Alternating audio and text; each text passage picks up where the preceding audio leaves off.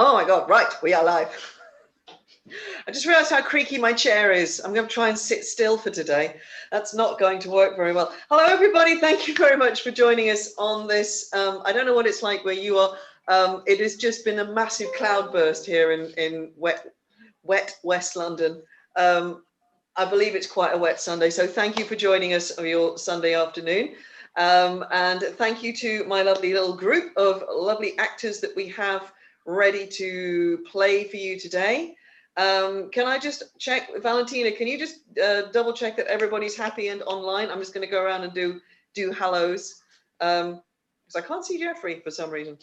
Welcome back for today's afternoon company. Oh, there we are, good. So welcome back to Iain, who's joining us for the second time. He's crazy, he's done it once, he's coming back for more. I warn you people, this is addictive. And Fergus, who we are always delighted to work with, and Geoffrey, who we haven't had with us for a while, so particularly lovely to have you back, Geoffrey. And Dewi, who is, as always, ready to play some kind of fool, probably. And Linda, who again, we haven't seen you for a couple of weeks. Lovely to have Linda back. And Larissa, who survived being murdered about 4 times in Macbeth. So well done, Larissa. Very good to have you back. Good to have everybody together and ready to do. Right, we're doing 4 scenes for you today. And we are just doing this one session because we're a comparatively small group this week.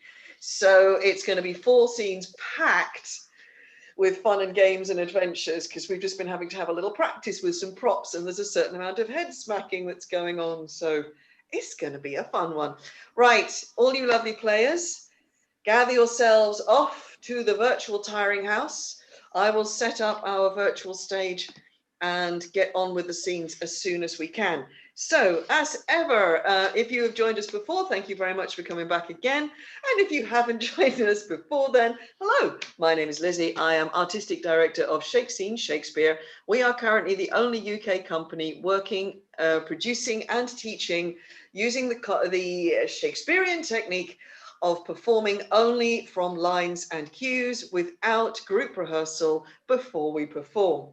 And we don't do it because we're crazy or because we just enjoy the danger, although we do. But this is a version of, or as close as we can get to how we think things were probably done in the time of Shakespeare. So the plays that we all know so well, this is how they were handled by their original performers. And we find it enjoyable, we find it refreshing, and it's endlessly entertaining for us because it's pretty high stakes. And we think it makes very entertaining theatre as well. So we enjoy doing this and we hope you enjoy it too. Now, a couple of things and then we will dive into today's scenes. If my little intro has in any way piqued your interest and you would quite like to join and have a go at learning how this is done and then potentially being invited into the company, because that's how it works, then we are currently running a series of online workshops. They are in 2-hour units and they introduce the various elements of self-direction, working from cues, handling first folio text, and all the various things that come up as part of this technique. Unit 3 is Wednesday this week, being taught by the lovely George Andrews. And so that will be on very, very soon. And if you are interested in that, you can find it. Shakespeare from Cues is on Eventbrite. All our workshops are there on Eventbrite. You can also tweet us at Shake Scenery if you want to talk to us. And you can email us, and I've written it down, on education@shake-sceneshakespeare.co.uk. So you can get hold of us any of those ways if you are interested in trying out the technique. And if you are interested, but maybe you just haven't done any Shakespeare before, or you don't want to commit to doing the units or doing the course, then we've got a special workshop this time next week. So if you're interested in that, or you know somebody who might be, and drop us a contact in exactly the same way, education@shake-sceneshakespeare.co.uk or at Shake Scenery on Twitter, and I'll let you into that secret. Okay, so because there's a little something special we're planning for next week, which is officially our Sunday off. So I'm working on our Sunday off. Hey, I only do it because I love it. That's fine. Okay, so that's what's going on with with that in mind. And as ever, I'm just going to plug our donations link, because any money that that you are able to pop into our hat for that goes into a pot. It is divided among the actors periodically, and we've got Christmas coming up, so we've got a pot division coming up very soon. It'd be lovely to get the pot nice and full, and we give a percentage of this also to the Stephen Lawrence Foundation, which again is a cause which is very important to us. We are firmly of the belief that Shakespeare is for everyone, which is why we want to keep our doors as open as possible and get in as many people as we can. And as soon as the world permits us, we are taking our workshops out. So if you know any group, any people, any place that would be interested in having a workshop with us, get in touch. Same contact details as before. In the meantime, if you can put some pennies in our hat, then please do. And if you can't, please enjoy the scenes anyway. Okay, so time for me to shut up and get the scenes going.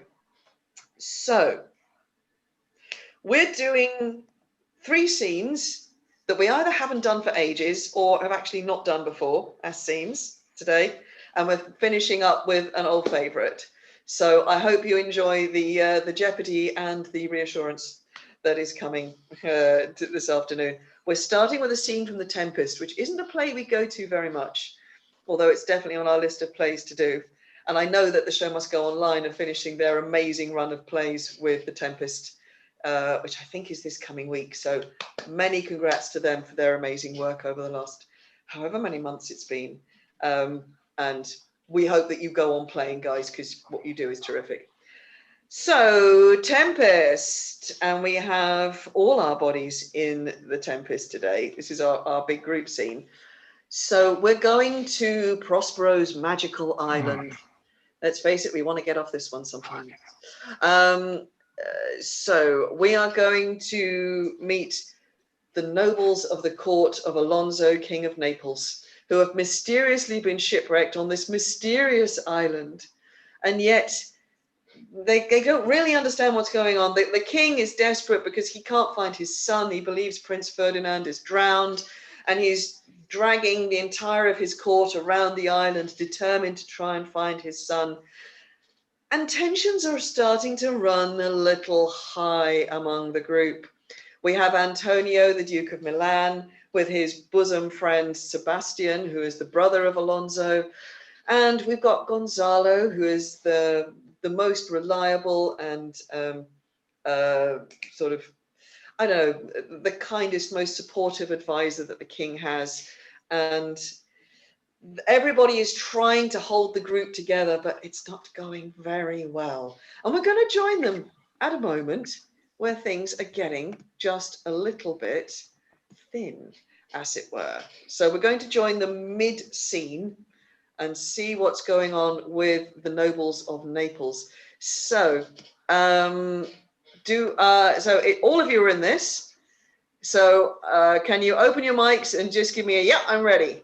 Ready? Yep. Yeah, I'm ready. Ready. Ready. And that's why we tell you to turn them off. Thanks, everybody. Right. So, as ever, if anybody's internet goes down or anybody's lines get lost, don't worry. I'm here to pick it up. The show will always keep going because that's what the book holder is for. All right, guys. Enjoy your scene. I'll see you on the other side. Prithee no more. Thou dost talk nothing to me. I do well believe, your highness. I did it to administer occasion to these gentlemen who are of such sensible and nimble lungs that they always use to laugh at nothing. It's you we laughed at. Who in this kind of merry fooling am nothing to you. So you may continue and laugh at nothing still. What a blow was there given? And it had not fain flat long. Who are gentlemen of brave metal, who would lift the moon out of her sphere if she would continue in it for 5 weeks without changing. We would so, and then go a bat fowling. Nay, my good lord, be not angry. No, I warrant you, I will not adventure my discretion so weakly. Will you laugh me asleep?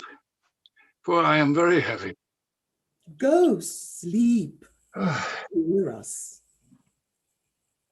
What? All so soon asleep? I wish mine eyes would with themselves shut up my thoughts. I find they are inclined to do so. You, sir, do not omit the heavy offer of it. It seldom visits sorrow when it doth. It is a comforter.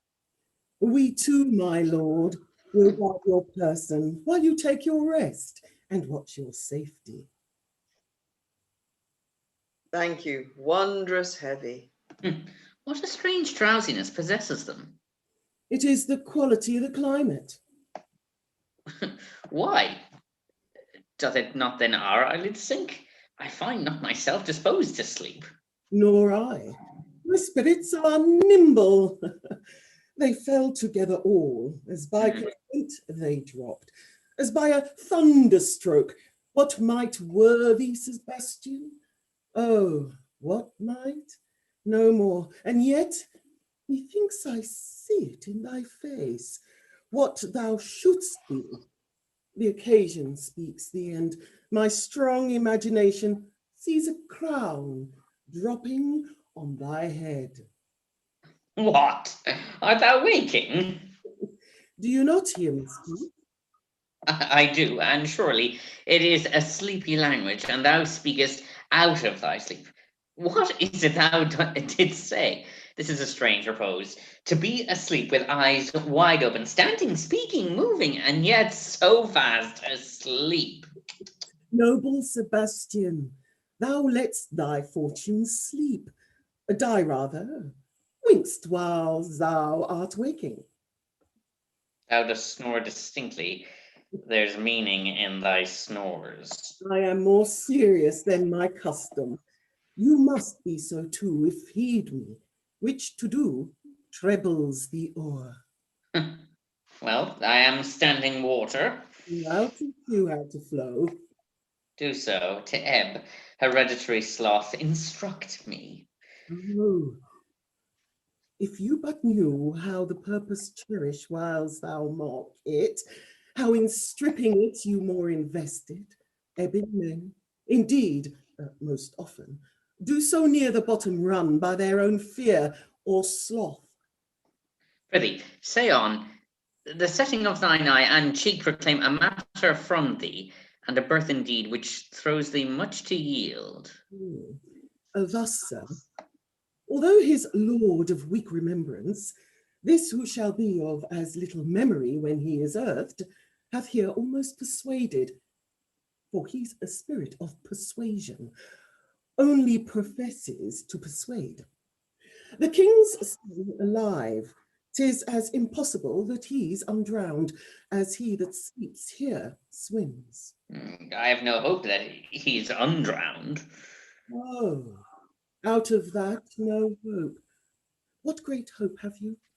No hope that way. Is another way so high a hope that even ambition cannot pierce a wink beyond, but doubt discovery there? Will you grant me that Ferdinand is drowned? He's gone. Then tell me, who's the next heir of Naples? Clarabelle. She that is Queen of Tunis, she that dwells 10 leagues beyond man's life, she that from Naples can have no note, unless the sun were post. A man in the moon is too slow, till newborn chins be there and razorable.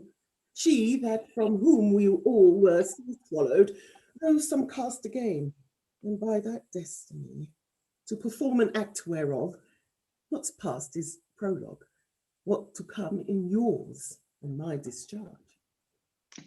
What stuff is this? How say you? 'Tis true my brother's daughter's Queen of Tunis, so is she here of Naples, twixt which region there is some space. A space whose every cubit seems to cry out, How shall that Claribel measure us back to Naples? Keep in Tunis, and let Sebastian wake. Say, this were death that now hath seized them. Why, they were no worse than now they are. There be at that can rule Naples as well as he that sleeps. Lords that can prate as amply and unnecessarily as this Gonzalo. I myself could make a choff as a deep chat. Oh, that you bore the mind that I do. What a sleep were this for your advancement? Do you understand me? Methinks I do. And how do your content hinder your own good fortune? I remember you did supplant your brother, Prospero. True. And look how my garments sit upon me, much fitter than before. My brother's servants were then my fellows. Now they are my men. But for your conscience. Aye, sir, where lies that?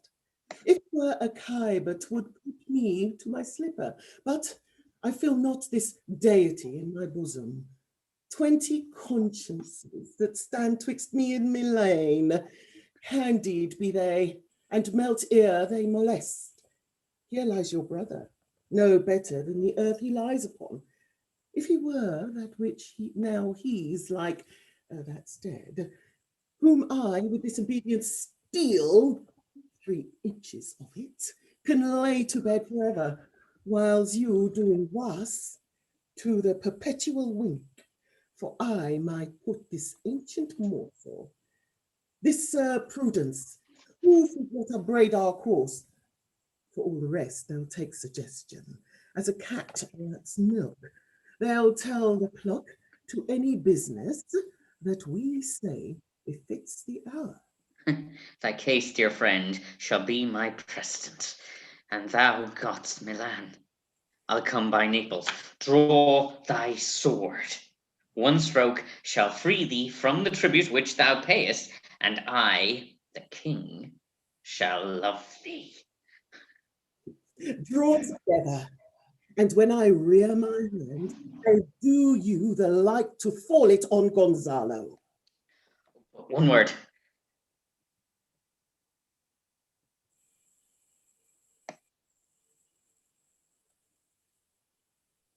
My master, through his art, foresees the danger that you, his friend, are in, and sends me forth, or else his project dies to keep them living.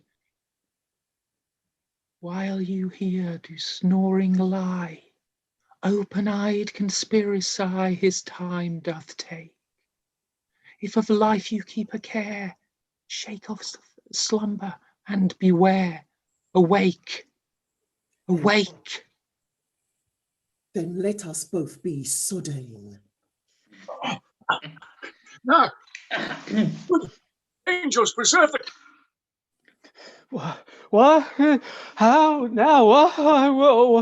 Why are you drawn? Wherefore this ghastly looking? What's the matter? Whilst we stood here securing your repose, even now, we heard a hollow of bursting of bellows like bulls or rather lions. It did not wake you. It stood mine ear most terrible. I heard nothing. Oh, 'twas a din to fright a monster's ear, to make an earthquake. Sure, it was the roar of a whole herd of lions. Heard you this, Gonzalo?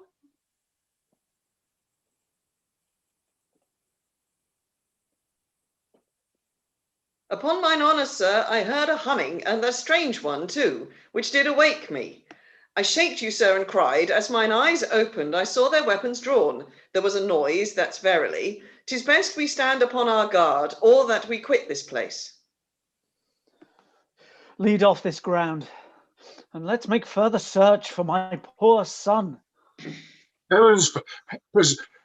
Heavens keep him from these beasts, for he's sure in the island. Lead away.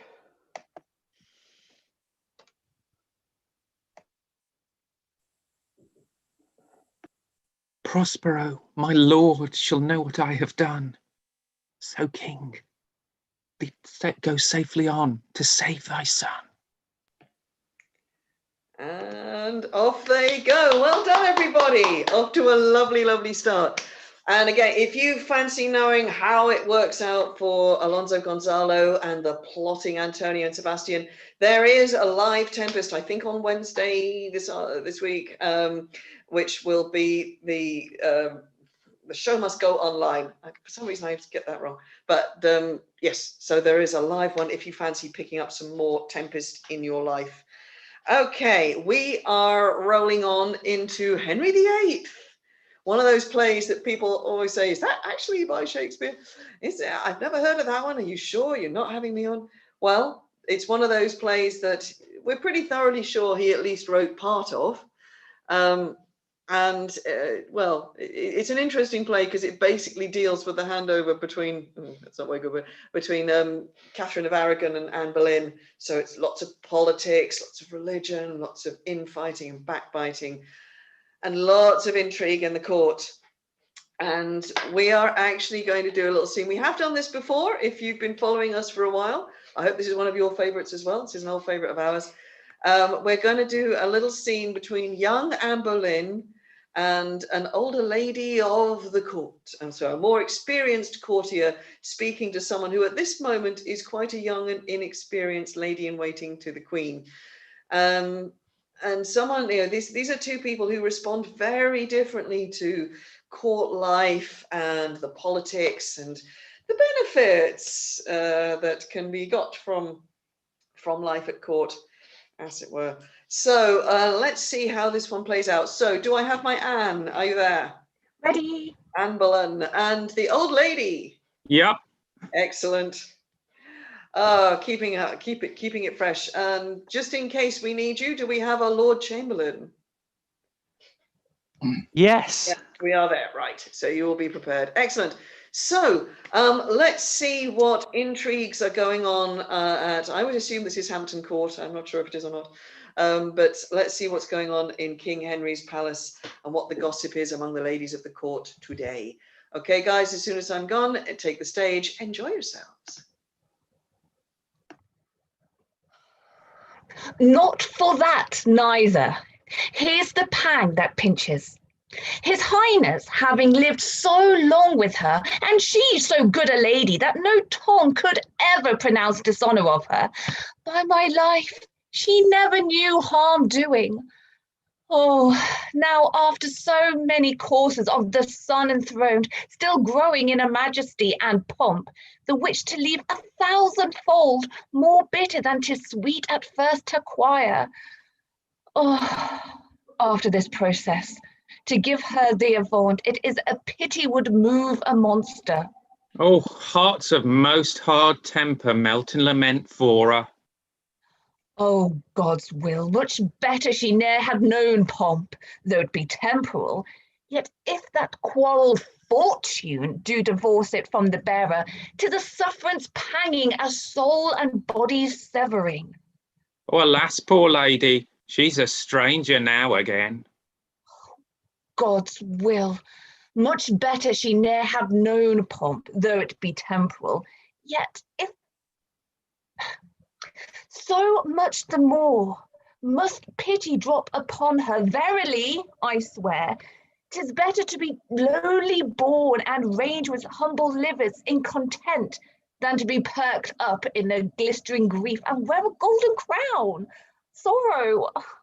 Oh, our content is our best having. By my truth and maidenhead, I would not be a queen. Beshrew me, I would, and venture maidenhead for't, and so would you, for all this spice of your hypocrisy. You that have so fair parts of woman on you have too a woman's heart, which ever yet affected eminence, wealth, sovereignty, which to say sooth are blessings, and which gifts, saving your mincing, a capacity of your soft chivalral conscience would receive if you were pleased to stretch it. Nay, good truth, Yes, troth and troth. You would not be a queen. No, not for all the riches under heaven. 'Tis strange. A threepence bow'd hire me, old as I am, to queen it. But I pray you, what think you of a duchess? Have you limbs to bear that load of title? No, in truth. Then you are weakly made. Pluck off a little. I would not be a young cat in your way for more than blushing leads too. If your back cannot vouchsafe this burthen, 'tis too weak ever to get a boy. How you do talk! I swear again, I would not be a queen for all the world. In faith, for little England you'd venture an embawling. I myself would for Carmarthenshire, although there long no more to the crown but that. Oh, lo, who comes here?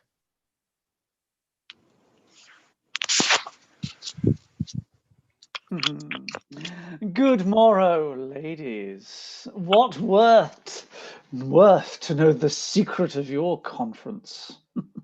My good lord, not your demand, it values not your asking. Our Mistress Sorrows we were pitying. It was a gentle business, and becoming the action of good women. There is hope, all will be well. Now I pray God, amen. You bear a gentle mind, and heavenly blessings follow such creatures, that you may, fair lady, perceive I speak sincerely, and high notes ta'en of your many virtues. The King's Majesty commends his good opinion of you to you, and does purpose honour to you no less flowing than Marchioness of Pembroke, to which title £1,000 a year annual support out of his grace he adds. I do not know what kind of my obedience I should tender. More than my all is nothing, nor my prayers are not my words duly hallowed, nor my wishes more worth than empty vanities. Yet prayers and wishes are all I can return. Beseech your lordship, vouchsafe to speak my thanks, my obedience, as from a blushing handmaid to his highness, whose health and royalty I pray for. Lady, I shall not fail to prove the fair conceit the king hath of you. I have perused her well. Beauty and honour in her are so mingled that they have caught the king. And who knows yet, but from this lady may proceed a gem to lighten all this isle to the king, and say I spoke with you. My honoured lord. Why, this it is. See, I have been begging 16 years in court. I'm yet a courtier beggarly, nor could come pat betwixt too early and too late for any suit of pounds. And you, oh fate, a very fresh fish here. Fie upon this compelled fortune. Have your mouth filled up before you open it. This is strange to me. I have tasted it. Is it bitter? 40 pence, no. There was a lady once, 'tis an old story, that would not be a queen, that she would not, for all the mud in Egypt. Have you heard it? Come, you are pleasant. With your theme, I'll mount the lark. Marchioness of Pembroke, £1,000 a year for pure respect, no other obligation. By my life, that promises mo thousands. Honour's train is longer than his foreskirt. By this time, I know your back will bear a duchess. Say, are you not stronger than you were? Good lady, make yourself mirth with your particular fancy and leave me out on it. Would I had no being in this salute my blood a jot, it faints me to think what follows. The Queen is comfortless, and we forgetful in our long absence. Pray, do not deliver what here ye have heard to her. What do you think, me? And off they go. Woo-hoo. Oh, that is the most delicious scene. Just, it is always so much fun to listen to that one because you get this wonderful balance of the characters. The old lady is the old lady of the court. We never know her name. I don't think she appears in any other scene. Yeah, what a character.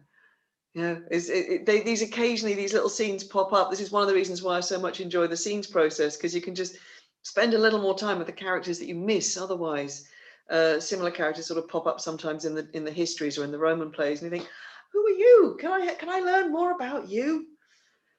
But they never have turned up again in the play or in any other play. So maybe just in our imaginations they can go on living.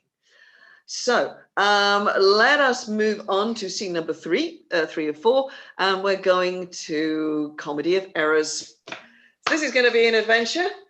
So Comedy of Errors, that's one of those plays that's got 2 sets of identical twins in it, which I find thoroughly confusing and very entertaining. So we have a situation where two twins named Antipholus are both served by 2 twins, both named Dromio. That's bad enough to start with, but these 2 sets of twins were separated at birth, one Antipholus, one Dromio, growing up in Syracuse, one Antipholus, one Dromio, growing up in Ephesus.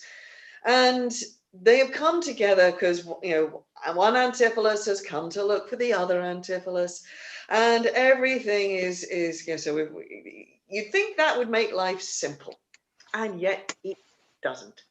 Oh, no, Because we have an Antipholus who is Antipholus and a Dromio wandering around a city where there is a resident Antipholus and Dromio, and the resident Antipholus is married, and the visiting Antipholus is not.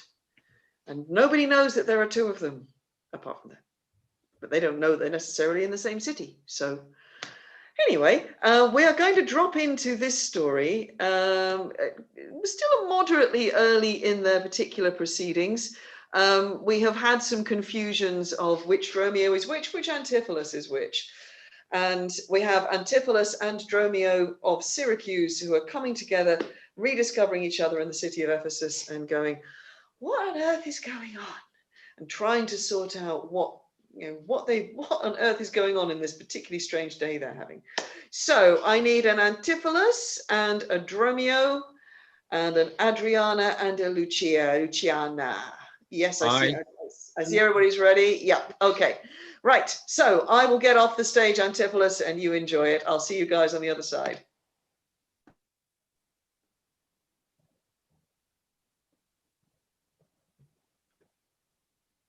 God darn the internet. I think we've lost Geoffrey's connection again. Right. Oh, here we go. Geoffrey, I can hear you. Shall we? Right. Okay. The gold I gave to Dromio is laid up safe at the centaur, and the heedful slave is wandered forth in care to seek me out. See, who comes here?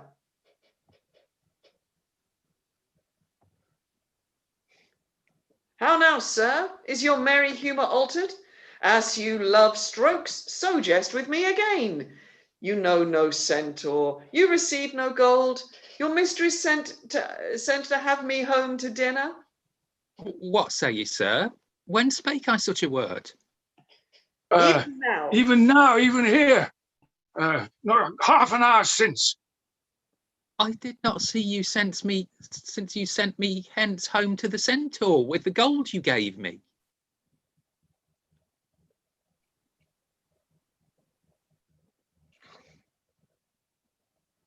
Villain, thou didst deny the gold's receipt. Geoffrey, we're suffering signal dropout. Could you say the line again? Villain, thou didst deny the gold's receipt.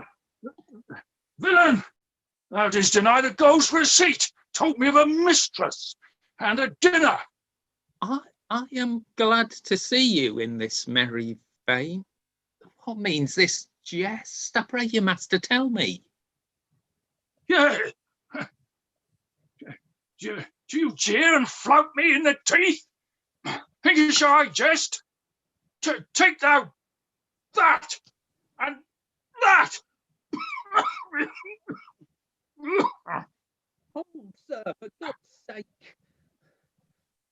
Now your jest is earnest.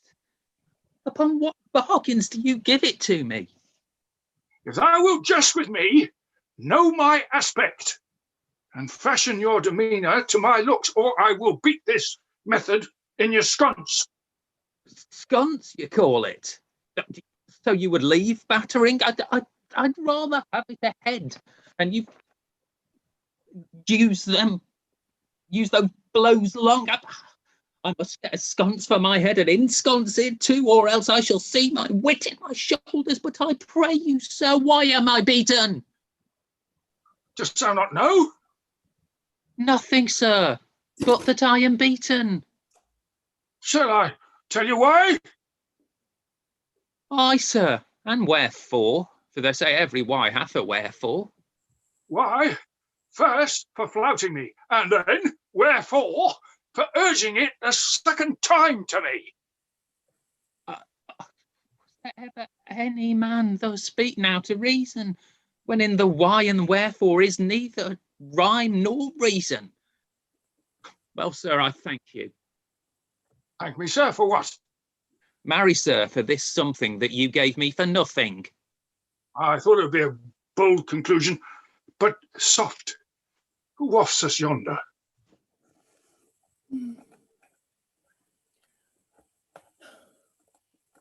I, Antipholus, look strange and frown.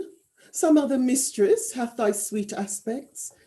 I am not Adriana nor thy wife. The time was once when thou unurged wouldst thou, that never words were music to thine ear, that never object pleasing in thine eye, that never touch well welcome to thy hand, that never meat sweet savoured in thy taste, unless I spake, or looked, or touched, or carved to thee. How comes it now, my husband? Oh, how comes it that thou art then estranged from thyself? Thyself I call it, being strange to me, that undividible, incorporate, and better than thy dear self's better part. Oh, do not tear away thyself from me, for know my love, as easy mayst thou fall a drop of water in the breaking gulf, and take unmingled thence that drop again, without addition or diminishing, as take from me thyself, and not me too. How dearly would it touch thee to the quick, shouldst thou but hear I were licentious, and that this body consecrate to thee by ruffian lust should be contaminate? Wouldst thou not spit at me, and spurn at me, and hurl the name of husband in my face, and tear the stained skin of my harlot brow, and from my false hand cut the wedding ring, and break it with deep divorcing vow? I know thou canst, and therefore see thou do it. I am posset with an adulterable blot. My blood is mingled with the crime of lust. For if we two be one, and thou play false, I do digest the poison of thy flesh, being trumpeted by thy contagion.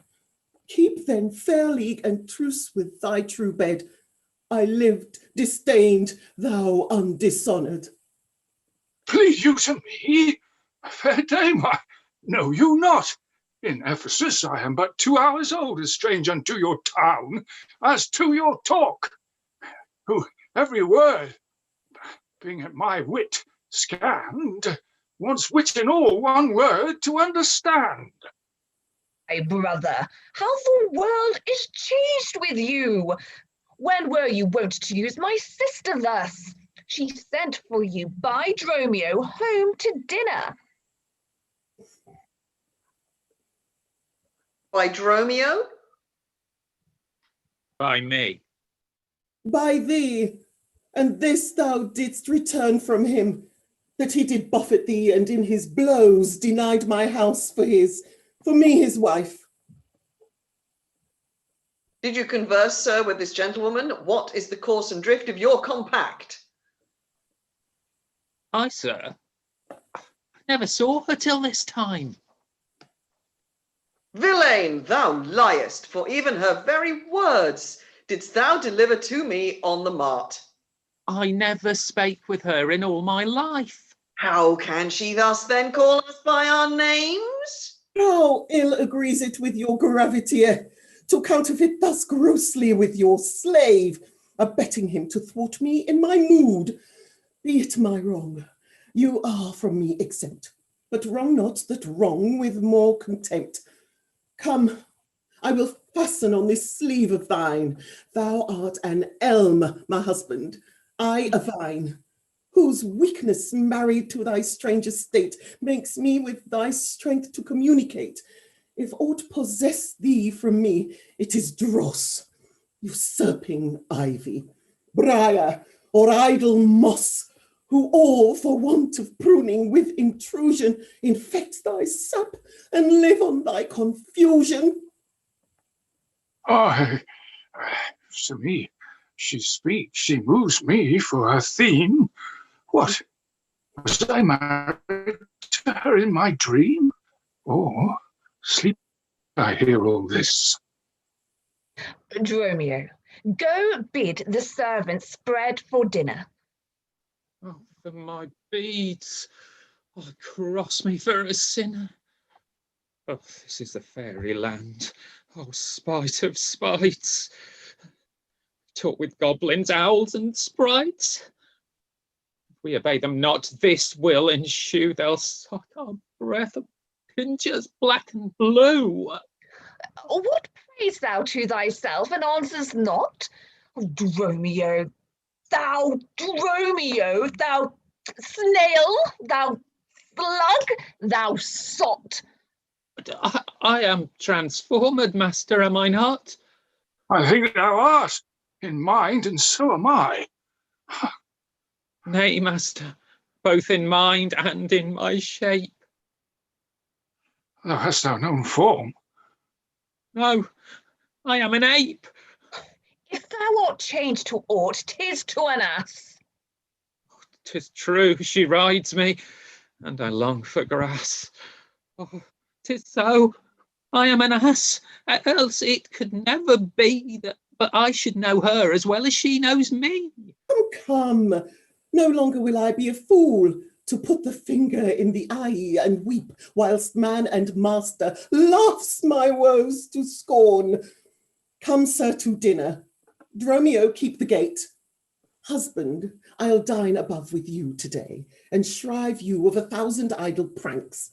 Sirrah, if any ask you for your master, say he dines forth, and let no creature enter. Come, sister. Dromio, play the porter well. Am I in earth, in heaven, or in hell? Master, shall I be porter at the gate? Aye, and let none enter, lest I break your pate. Come, come, Antipholus, we dine too late. And off we go with a little extra confusion added by the joys of the internet. Thank you, Geoffrey, for soldiering on through that. I heard it told this week that with the advent of various new online gaming consoles and stuff, I apologize for being ignorant. It's not something I do, but that there is something like double the amount of pressure on the internet this week because everybody's gaming. I think we're catching the edge of this afternoon. So I appreciate you all very much for sticking with us.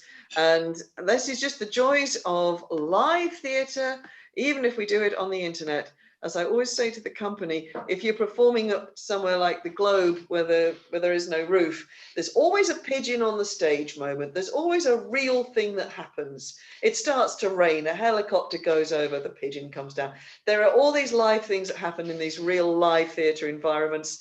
This is just how it happens on the internet, which is just to keep us all on our toes. Right. One more, and we're going to Windsor. Merry Wives of Windsor, always a good place to end up. And we're going to meet Mistress Page, and Mistress Ford in a whole new personification. We haven't seen them like this before. And so the Merry Wives, Page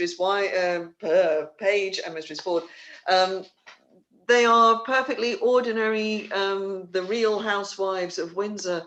They are ordinary, sort of the wives of respectable men of the town. They want nothing to do with the troublesome aristocrats and nobles, the prince and Falstaff and his riotous, mildly criminal colleagues.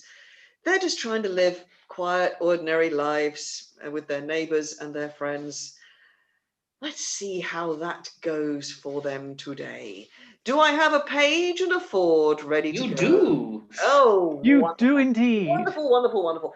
Ladies, the stage is yours. Enjoy. I'll see you on the other side.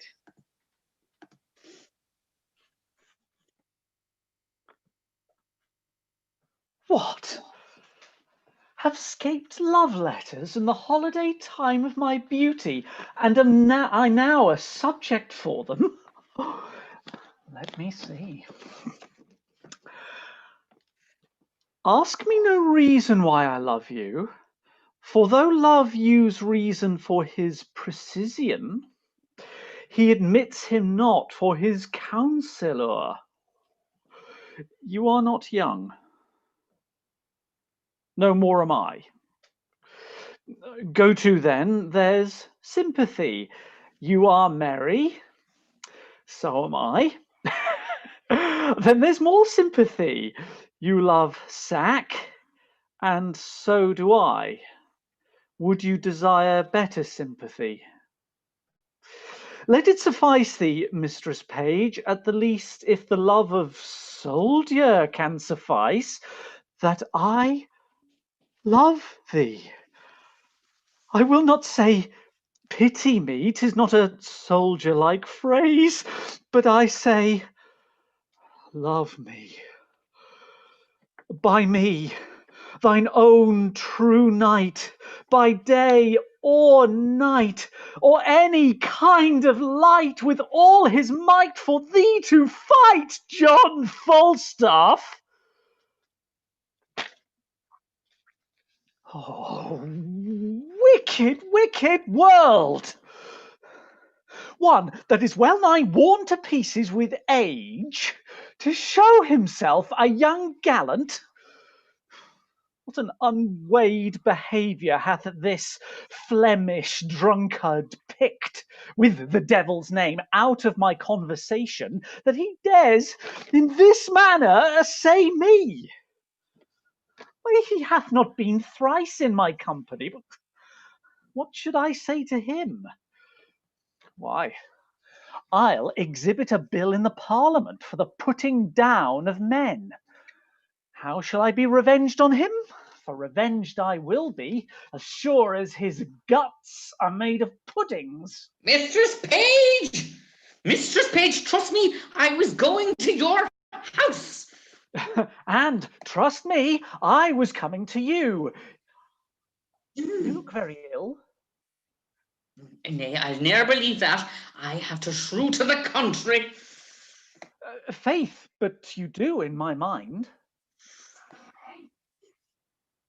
Well, I do then. Yet I say I could shrew you to the country. Oh, Mistress Page, give me some counsel. What's the matter, woman? If it were not for one trifling respect, I could come to such honour. Hang the trifle, woman. Take the honour. What is it? Dispense with trifles. What is it? If I would but go to hell for an eternal moment or so, I could be knighted.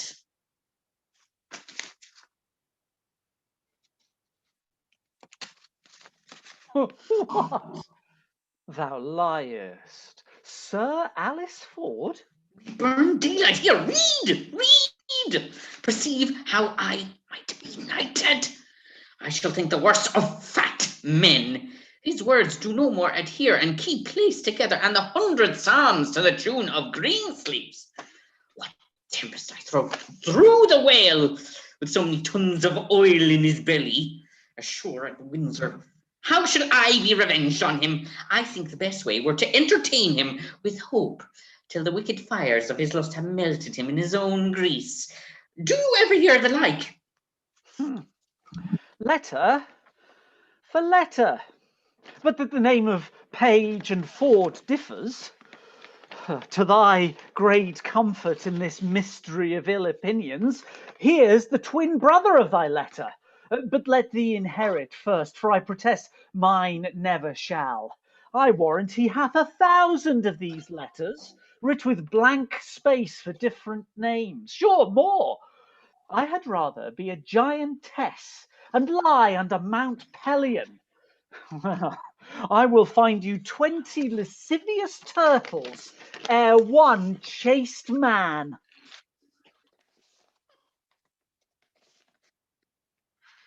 Why, this is the very same hand, the very same word. What doth he think of us? Oh, nay, I know not. It makes me almost ready to wrangle with mine own honesty. For sure, unless he knows some strain in me that I know not myself, he would never have boarded me in this fury. Boarding, call you it? I'll be sure to keep him above the deck.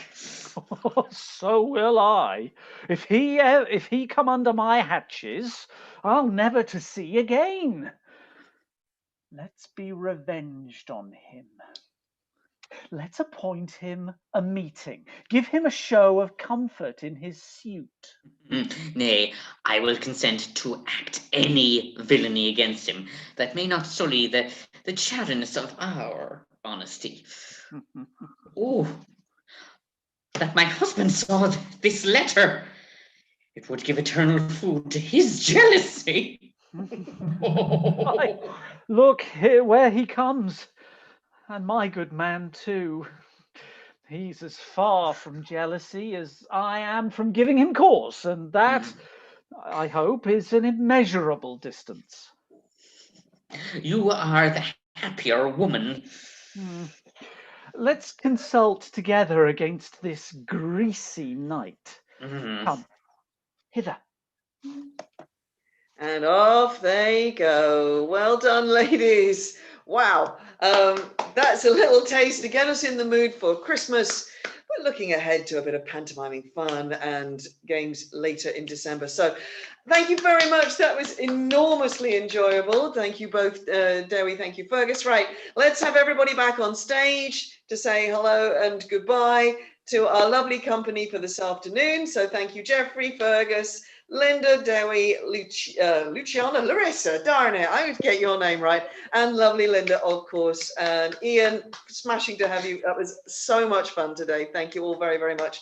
So we will not be with you live next week, but we are bringing back one of our earlier productions onto our feed instead for the week, and it's going to be Measure for Measure. So it's a little bit more sort of dark and twisted times to go back to there. But Measure for Measure, as we were talking about earlier amongst ourselves, it's quite a special one for us. It's a production where we changed our game. We brought in the wonderful Alexandra Kataigda, and she was teaching us all about prop passes and the physicality, and things changed, and it became much more about sort of acting and not just about reading the words. So Measure for Measure will be back with you next week. We'll be back live November the 29th doing scenes. We'll be back December the 6th doing our Christmas play, which is going to be Twelfth Night, because I am never original. And because it's a play that's an awful lot of fun to do. And I will actually be casting that, or finishing casting that today. So it's very much in the mix, and that's coming out soon. And we'll be back again 13th of December for scenes before we take a little break for Christmas. So we wish you all a very safe and happy week.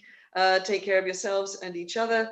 Lockdown continues in England, so everybody please take it easy. Wherever you are in the world, we'll get through this, and if nothing else, we'll do it with Shakespeare. So thank you to my lovely company. Thank you to those of you for watching. We'll be back live in a couple of weeks. Until then, stay safe, and if you want to talk to us, get in touch.